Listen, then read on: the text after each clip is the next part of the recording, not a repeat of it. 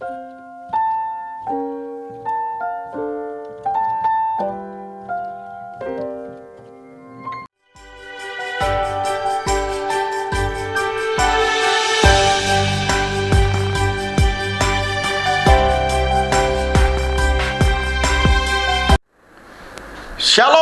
umat Allah yang diberkati Tuhan dimanapun Anda berada hari ini.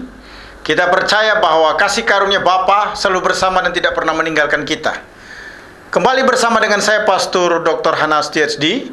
Dalam program Rem Ministry kita akan mendengarkan kebenaran firman Tuhan yang menyejukkan hati, membuat kita semakin mengasihi Tuhan, bertumbuh, berakar dan berbuah dalam Kristus Yesus Tuhan kita. Tidak ada seorang pun dalam dunia ini yang tidak ingin hidup bahagia dan penuh damai. Untuk mendapatkan kebahagiaan, pada umumnya orang ingin kaya raya atau minimal punya berbagai properti dan kendaraan pribadi. Dengan demikian, semua cara akan dilakukan untuk mendapatkan hal tersebut. Apakah cara tersebut halal atau haram bukan merupakan sesuatu yang penting. Intinya adalah bagaimana orang bisa mendapatkan banyak properti, kendaraan, ataupun juga uang. Mari kita jujur dalam menilai. Ada banyak orang ketika meraih harta benda ataupun hal-hal yang menjadi simbol-simbol dari kesuksesan, ternyata tetap saja merasa tidak bahagia. Jadi, ketika orang tersebut belum punya sesuatu yang bisa diperhitungkan secara financial, merasa tidak bahagia.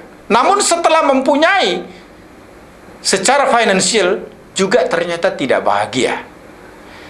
Itulah bukti nyata bahwa kebahagiaan dan kedamaian tidak bisa ditaruh atau diletakkan pada sejumlah uang dan harta. Sebagai orang percaya, punya cara tersendiri untuk hidup bahagia.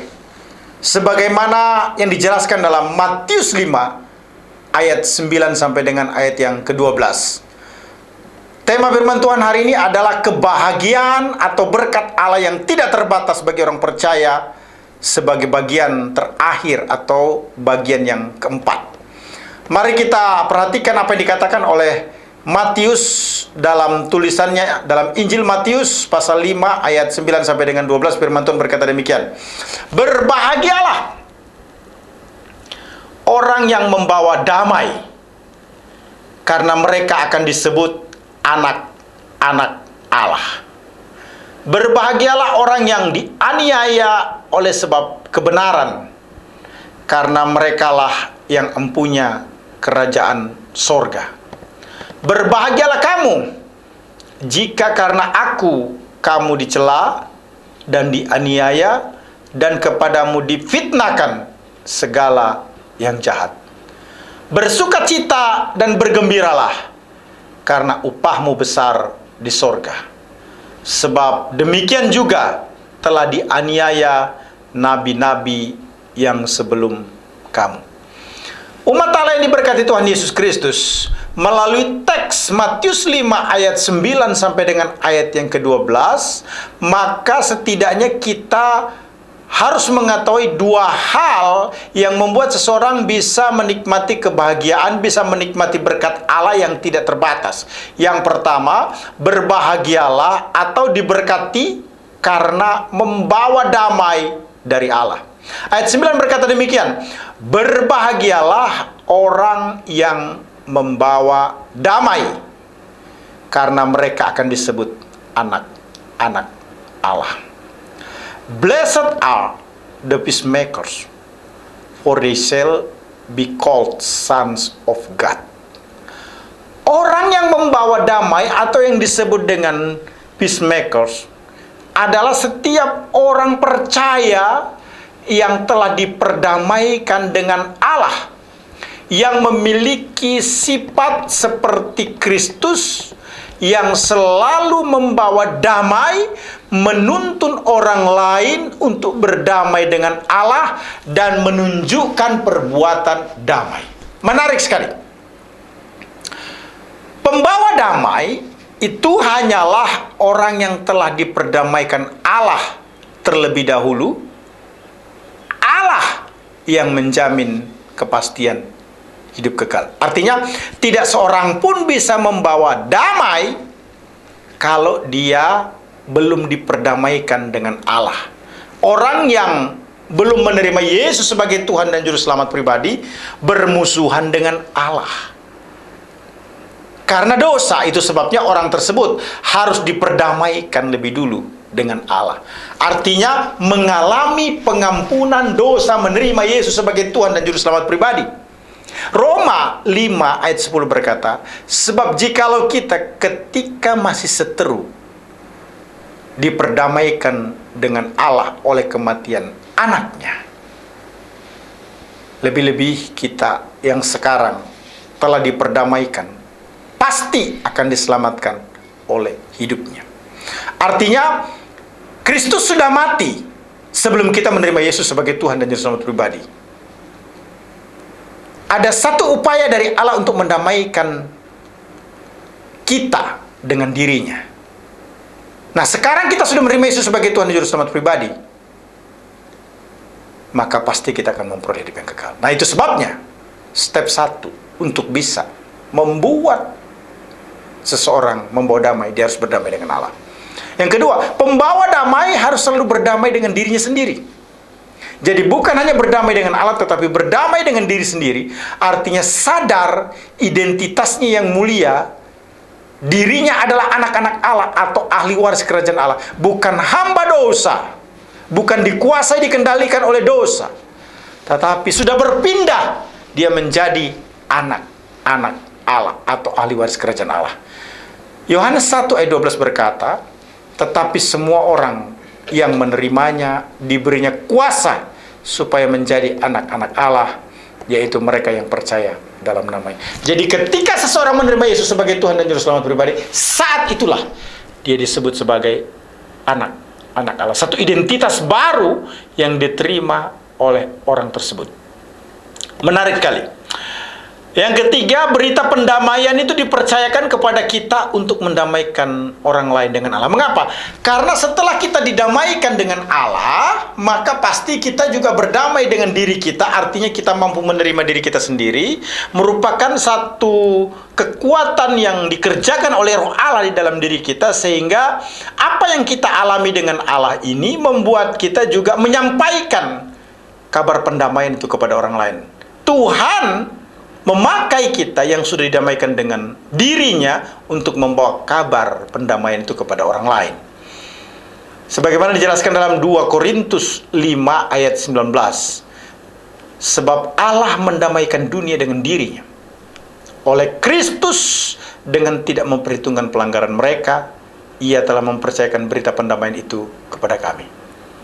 Siapa ini maksudkan dengan kami itu? Orang-orang yang telah didamaikan dengan Allah. Umat Allah yang diberkati Tuhan Yesus Kristus. Setiap orang hanya bisa menjadi pembawa damai atau peacemakers karena dirinya telah diperdamaikan dengan Allah. Jika tidak, semua upaya menciptakan damai mungkin diperoleh, namun hanya bersifat situasional dan tidak permanen. Karena damai yang permanen hanya datang dari Allah. Orang percaya bertanggung jawab membawa kabar damai dari Kristus Sang Penebus dan menciptakan damai terhadap semua orang. Menarik sekali. Matius tidak hanya berbicara tentang berbahagialah atau diberkati karena membawa damai dari Allah, tetapi bagian kedua yang tidak kalah penting juga adalah berbahagialah atau diberkati karena kebenaran sekalipun dianiaya. Ayat 10 sampai dengan 12 menyatakan hal tersebut. Berbahagialah orang yang dianiaya oleh sebab kebenaran, karena merekalah yang empunya kerajaan sorga.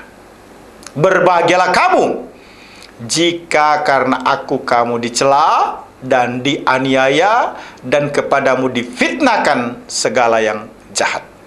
Bersukacita dan bergembiralah, karena upahmu besar di sorga, sebab demikian juga telah dianiaya nabi-nabi yang sebelum kamu. Blessed are those who are persecuted for righteousness' sake, for theirs is the kingdom of heaven. Orang yang dianiaya oleh sebab kebenaran yang dijelaskan dalam ayat yang ke-10 adalah orang-orang yang mengalami kesulitan, adalah orang-orang yang mengalami penolakan, penderitaan, aniaya, namun bertahan dalam kelakuan yang benar. Artinya bertahan untuk hidup benar, hidup sesuai kehendak Allah sebagai bukti tetap beriman kepada Tuhan. Orang percaya yang demikian menjadi berbahagia karena memiliki kerajaan Allah. Jadi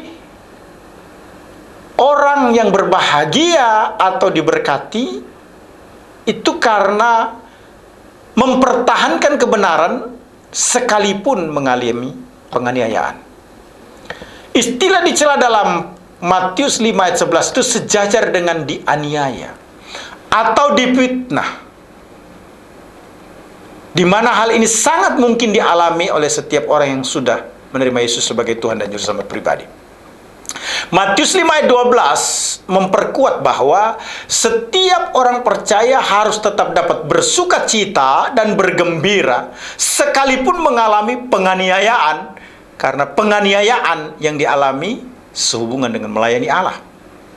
Menarik sekali, umat Allah yang diberkati Tuhan, setiap orang percaya harus tetap beriman kepada Yesus Kristus, bahkan kematian sekalipun menjadi taruhannya. Matius 16 ayat 25 berkata, karena barang siapa mau menyelamatkan nyawanya, ia akan kehilangan nyawanya. Tetapi barang siapa kehilangan nyawanya karena aku, ia akan memperolehnya. Artinya, hidup kekal bersama dengan Kristus itu jauh lebih baik daripada meninggalkan Kristus di dalam iman hanya karena permasalahan kesulitan atau takut mati di bumi. Kalaupun kita harus mati, bukan karena sombong mencobai Tuhan, tapi itu takdir yang harus kita terima, itu jauh lebih baik. Karena kita tetap beriman kepada Kristus, karena janji Tuhan, kita akan hidup bersama-sama dengannya. Tetap setia mengerjakan keselamatan itu juga ditunjukkan, harus dibuktikan oleh setiap orang yang percaya. Filipi 2 ayat 12 berkata, hai saudara-saudara yang kekasih, kamu senantiasa taat, karena itu tetaplah kerjakan keselamatanmu dengan takut dan gentar. Bukan saja seperti waktu aku masih hadir, tetapi terlebih pula sekarang aku tidak hadir. Nah, orang percaya itu harus tetap setia mengerjakan keselamatan. Ini tidak berbicara bahwa orang itu mengerjakan keselamatan supaya memperoleh hidup yang kekal, bukan. Tapi orang itu sudah memperoleh keselamatan yang kemudian selama dia hidup, dia harus menunjukkan kesaksian sebagai orang yang sudah ditebus, sebagai orang yang sudah diampuni, sebagai orang yang dipimpin, dikuasai, dikendalikan oleh Roh Allah. Itu maksud dari kerjakanlah keselamatanmu. Orang percaya itu harus rela menderita, karena penderitaan di dalam Kristus adalah karunia atau berkat khusus.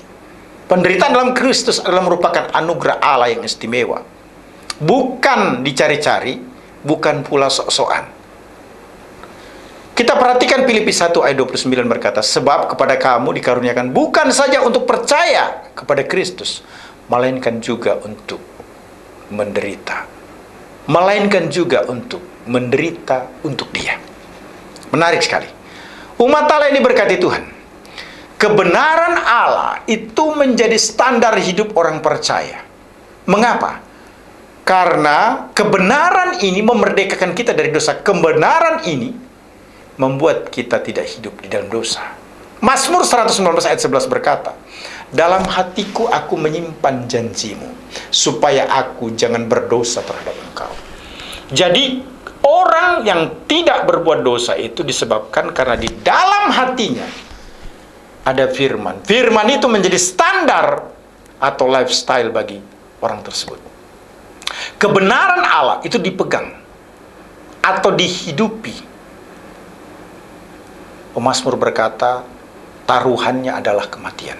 Dengan kata lain, demi untuk hidup di dalam kebenaran, kalaupun harus mati, itu merupakan pilihan. Mazmur 119 ayat 109 berkata, aku selalu mempertaruhkan nyawaku, namun Tauratmu tidak kulupakan. Firman Tuhan tidak dilupakan oleh pemazmur. Bahkan kalaupun harus mati, itu menjadi pilihan demi untuk menghidupi kebenaran firman Tuhan. Istilah berbahagia 9 kali disebut dalam Matius 5 ayat 3, ayat 4, ayat 5, ayat 6, ayat 7, ayat 8, ayat 9, ayat 10, dan ayat 11. Dalam bahasa Yunani Perjanjian Baru menggunakan kata makarioi, yang merupakan bentuk adjektif nominatif maskulin plural dari akar kata makarios. Bentuk adjektif berfungsi untuk membedakan atau mengkualifikasikan sebuah kata benda, yang berfungsi sebagai predikatif. Artinya kata sifat memberi kualifikasi pada kata benda. Kata sifatnya adalah berbahagia dan kata bendanya adalah orang. Nominatif dalam tata bahasa Yunani dipahami sebagai hal utama, pokok, atau menjadi subjek yang dibicarakan atau yang dinyatakan oleh penulis Injil Matius. Siapa itu? Orang-orang. Dalam bentuk jamak artinya tidak terbatas. Nah, orang-orang ini sangat berpotensi memiliki sifat bahagia. Jadi istilah makarioi sebaiknya diterjemahkan adalah atau berkualifikasi berbahagia orang-orang. Berbahagia adalah kunci untuk hidup dalam berkat Tuhan yang tidak terbatas. Umat Allah ini berkati Tuhan. Kebahagiaan atau berkat Allah yang tidak terbatas bagi orang percaya secara keseluruhan menurut Matius 5 ayat 1 sampai dengan 12 dikarenakan 8 hal. Pertama, berbahagialah atau diberkati karena miskin di hadapan Allah. Kedua, berbahagialah atau diberkati karena berduka cita di hadapan Allah. Ketiga, berbahagialah atau diberkati karena hidup dengan lemah lembut. Yang keempat, berbahagialah atau diberkati karena selalu lapar dan haus akan kebenaran. Kelima, berbahagialah atau diberkati karena hidup dengan murah hati.